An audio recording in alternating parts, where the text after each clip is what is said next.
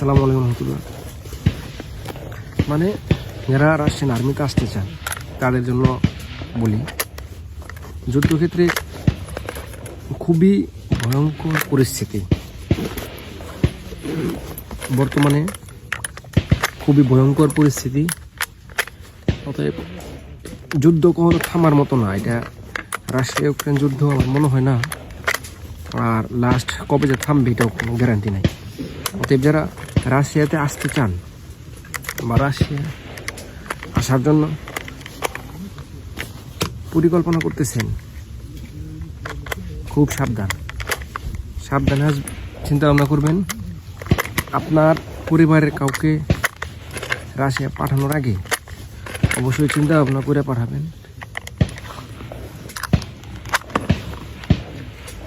চিন্তা ভাবনা করে তারপরে পাঠাইবেন, এছাড়া উপায় নাই।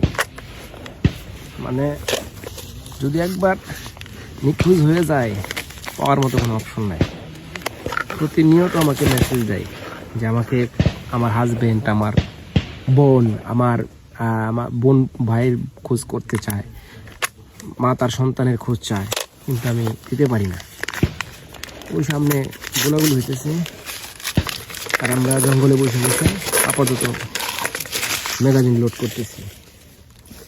তো সতর্ক থাকবেন রাশিয়া আসার ক্ষেত্রে। ছোটো ছোটো কোম্পানি প্রচুর ভিসা দিতেছে, প্রতারণা করতেছে। তো কথা ঠিক মতো বলতে পারতেছি না।